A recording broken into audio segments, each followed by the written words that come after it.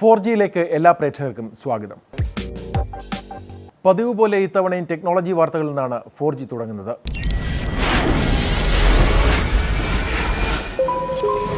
Technology വാർത്താ പട്ടികയിലെ ആദ്യ ഇനം സാംസങ്ങിൽ നിന്നാണ്.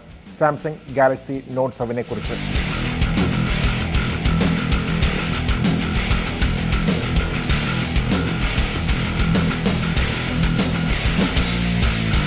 തീർച്ചയായിട്ടും അതുതന്നെയാണ് വാർത്ത. സാംസങ് ഗാലക്സി നോട്ട് 7 പിൻവലിക്കപ്പെട്ടിരിക്കുന്നു വിപണിയിൽ നിന്നും.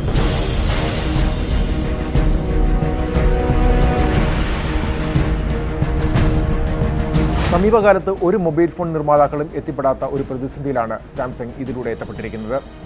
ഏറെ കൊട്ടിഘോഷിച്ച് വിപണിയിലെത്തിച്ച സാംസങ് ഗാലക്സി നോട്ട് 7 പിൻവലിക്കപ്പെട്ടിരിക്കുന്നു.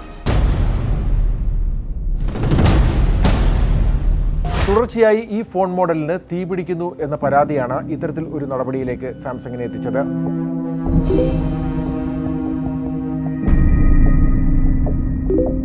ഫോണിന്റെ ലോഞ്ചിന് ശേഷം ആദ്യ ലോട്ടിൽ കമ്പനി വിപണിയിൽ വിറ്റഴിച്ചത് 25 ലക്ഷം യൂണിറ്റുകളായിരുന്നു. വിപണിയിലെത്തി ദിവസങ്ങൾക്കകം തന്നെ ആദ്യ സംഭവങ്ങൾ റിപ്പോർട്ട് ചെയ്യപ്പെട്ടു തുടങ്ങി. ഫോൺ തീപിടിക്കുന്നതിനെ തുടർന്ന് അമേരിക്കയിലും യൂറോപ്പിലും പല വിമാന കമ്പനികളും ഈ ഫോൺ സാംസങ് ഗാലക്സി നോട്ട് 7 തങ്ങളുടെ വിമാനങ്ങളിൽ ഉപയോഗിക്കുന്നത് തടഞ്ഞു.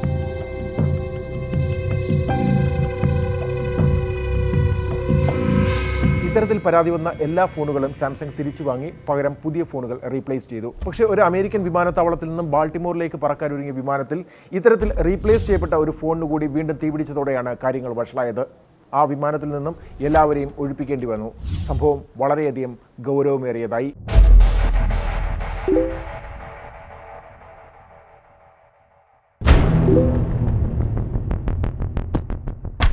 ഇതിന് തുടർച്ചയായി ലോകത്തിന്റെ വിവിധ ഭാഗങ്ങളിൽ നിന്നും സാംസങ് ഗാലക്സി നോട്ട് 7 തീപിടിക്കുന്നതായ വാർത്തകൾ കൂടി വന്നതോടെ കമ്പനി എല്ലാ ഫോണുകളും പിൻവലിക്കാൻ നിർബന്ധിതമാവുകയായിരുന്നു. ഒപ്പം തന്നെ തങ്ങളുടെ ഫാക്ടറികളിൽ സാംസങ് ഗാലക്സി നോട്ട് 7 നിർമ്മാണം നിർത്തിവെക്കാനും സാംസങ് നിർബന്ധിതരായി. സാംസങ് ഗാലക്സി നോട്ട് 7 ഉപഭോക്താക്കൾക്ക് സാംസങ് ഇപ്പോൾ നൽകുന്ന നിർദ്ദേശം ഇതാണ്: ഫോണുകൾ തിരികെ ഏൽപ്പിക്കുക, പകരം പൂർണ്ണമായും പണം നൽകും. ഇല്ലെങ്കിൽ സാംസങ് ഗാലക്സി സീരീസിലുള്ള മറ്റേതെങ്കിലും ഫ്ലാഗ്ഷിപ്പ് മോഡൽ, ഒപ്പം ബാക്കി പണവും. ഏതായാലും ഈ നിർദ്ദേശത്തോട് ഉപഭോക്താക്കൾ എങ്ങനെയാണ് പ്രതികരിക്കുന്നത് അറിയാൻ ഇനിയും ദിവസങ്ങൾ കാത്തിരിക്കണം. പക്ഷേ ഇപ്പോഴും ഉത്തരം കിട്ടാത്ത ഒരുപാട് ചോദ്യങ്ങൾ അവശേഷിക്കുന്നു. എന്തുകൊണ്ട് സാംസങ് പോലെ ആപ്പിളിന് പോലും വളരെ വലിയ ഒരു എതിരാളിയായി വളർന്നു വന്ന ഒരു കമ്പനിക്ക് എങ്ങനെ ഇത് സംഭവിച്ചു? എന്തുകൊണ്ടാണ് ഈ മൊബൈൽ ഫോണുകൾക്ക് തീപിടിക്കുന്നത്?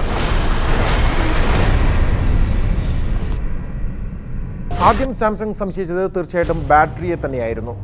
ആദ്യ ലോട്ടിൽ പുറത്തിറക്കിയ 25 ലക്ഷം യൂണിറ്റുകൾ തിരിച്ചു വിളിക്കുമ്പോൾ തീർച്ചയായിട്ടും സാംസങ് വളരെ ആത്മവിശ്വാസത്തിലായിരുന്നു. ഈ ബാറ്ററികൾക്ക് തന്നെയാണ് പ്രശ്നം. ബാറ്ററി റീപ്ലേസ് ചെയ്യുന്നതിലൂടെ തങ്ങളുടെ ഫോണിന് വീണ്ടും വിപണിയിൽ മുന്നേറാൻ കഴിയുമെന്നതാണ്. എന്നാൽ യഥാർത്ഥത്തിൽ സംഭവിച്ചത് സാംസങ്ങിൻ്റെ ഒരു ലബോറട്ടറികളിലും ഇത്തരത്തിൽ ഒരു തീപിടുത്തം പുനരാവിഷ്കരിക്കാൻ സാംസങ് എഞ്ചിനീയർമാർക്ക് കഴിഞ്ഞില്ല. അതിനർത്ഥം ബാറ്ററിയല്ല കുറ്റം പറയേണ്ടത് എന്ന് തന്നെയാണ്. ബാറ്ററി ആയിരുന്നു പ്രശ്നമെങ്കിൽ വളരെ നിസ്സാരമായി പരിഹരിക്കാൻ, അല്ലെങ്കിൽ കുറഞ്ഞ സമയം കൊണ്ട് പരിഹരിക്കാൻ സാംസങ്ങിന് കഴിയുമായിരുന്നു. അപ്പോൾ പ്രശ്നം അവിടെയുമല്ല കിടക്കുന്നത്. ഏതായാലും ഇപ്പോൾ സാംസങ് സ്ഥിരീകരിക്കുന്നില്ല ഇത് ബാറ്ററിയുടെ പ്രശ്നം കൊണ്ടാണ് ഇത്തരത്തിൽ ഫോണുകൾ തീപിടിക്കുന്നതെന്ന്. മറിച്ച് എന്താണ് എന്ന് തങ്ങൾ ഇതുവരെ സ്ഥിരീകരിച്ചിട്ടുള്ള തങ്ങളുടെ എഞ്ചിനീയർമാർ അഹോരാത്രം വർക്ക് ചെയ്യുകയാണ്, അല്ലെങ്കിൽ ബന്ധപ്പെട്ട ഏജൻസികളുമായി ചേർന്ന് തങ്ങൾ വർക്ക് ചെയ്യുകയാണ്. എന്തുകൊണ്ട് ഇത്തരത്തിൽ സാംസങ് ഗാലക്സി നോട്ട് 7 ഫോണുകൾക്ക് തുടർച്ചയായി തീപിടിക്കുന്നതെന്ന് സംബന്ധിച്ച്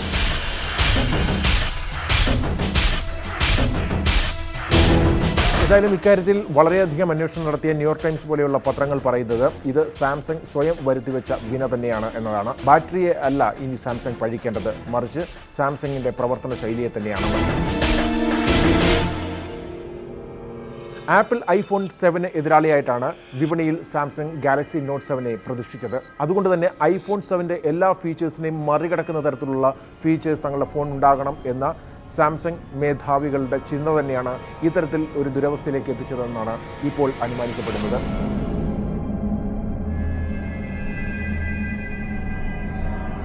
സാംസങ്ങും LGയും അടക്കമുള്ള എല്ലാ കൊറിയൻ കമ്പനികളുടെയും പ്രവർത്തന ശൈലി ഇതിനൊരു കാരണമായി പറഞ്ഞു കേൾക്കപ്പെടുന്നു. അല്ലെങ്കിൽ ന്യൂയോർക്ക് ടൈംസ് പോലെയുള്ള പത്രങ്ങളുടെ അന്വേഷണത്തിൽ വെളിവായ ഒരു കാര്യം ഇതാണ്. അങ്ങേയറ്റം പട്ടാളച്ചിട്ടയിലാണ് ഈ കമ്പനികളിൽ ദൈനംദിന പ്രവർത്തനങ്ങൾ അല്ലെങ്കിൽ ഗവേഷണ വികസന പ്രവർത്തനങ്ങൾ നടക്കുന്നത്.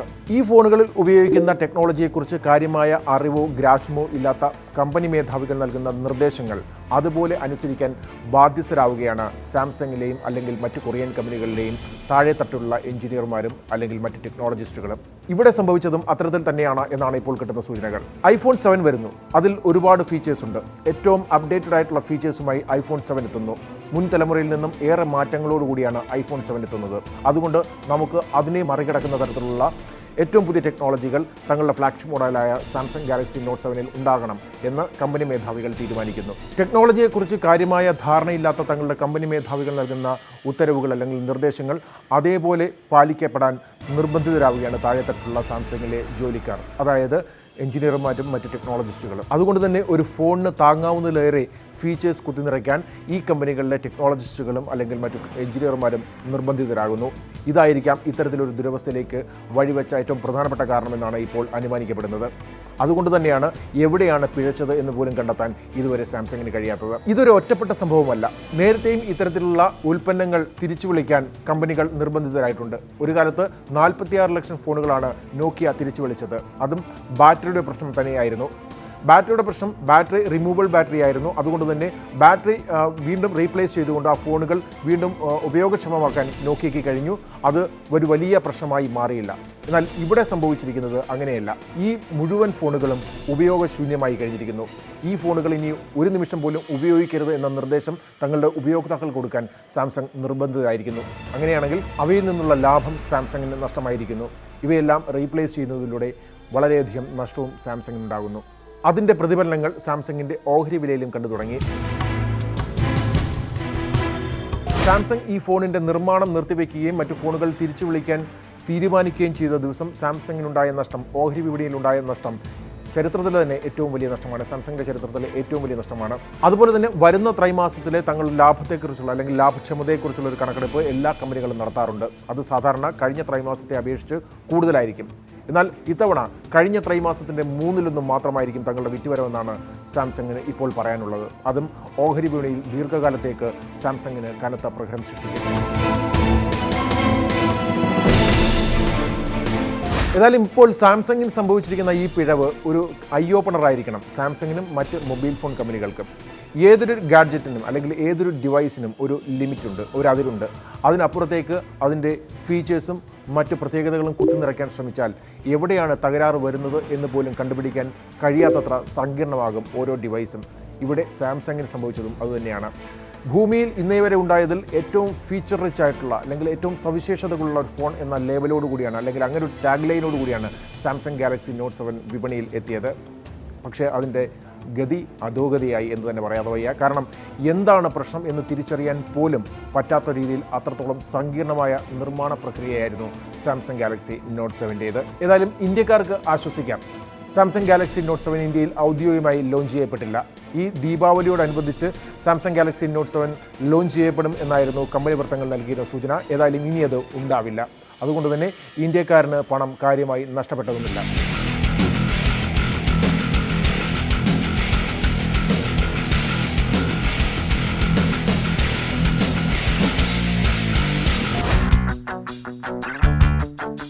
Hello, Sophia.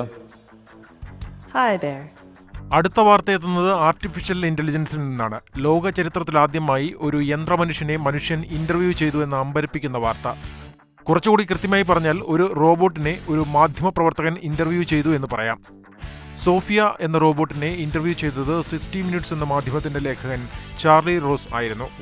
തമാശ എന്ന് പറഞ്ഞു തള്ളാൻ വരട്ടെ, സോഫിയ തന്നെ അത്ഭുതപ്പെടുത്തിയെന്നാണ് ചാർലി ഈ അനുഭവത്തെക്കുറിച്ച് പറഞ്ഞത്. Have you been programmed?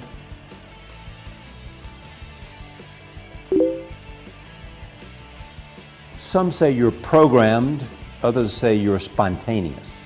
Who says that? Sources. I've been waiting for you. Waiting for me? Not really, but it makes a good pickup line. ഞാൻ താങ്കളെ കാത്തിരിക്കുകയായിരുന്നു എന്ന് പറഞ്ഞാണ് സോഫിയ അഭിമുഖത്തിലേക്ക് കടന്നത്. എന്നെ കാത്തിരിക്കുകയോ എന്ന ചാർലിയുടെ ചോദ്യത്തിന് ഏതാണ്ട് അതുപോലെ എന്നായിരുന്നു സോഫിയയുടെ മറുപടി. സോഫിയയിൽ നിന്ന് ഒരു ചിരിയും ചാർലിക്ക് കിട്ടി. ഒരു റോബോട്ടിൽ നിന്നും തീരെ പ്രതീക്ഷിക്കാത്തതാണത്. But would you like to? It doesn't sound fun to me. Oh, no, you'd love it. Yeah, that's right. Why so negative? You and I are on the same wavelength. Charlie.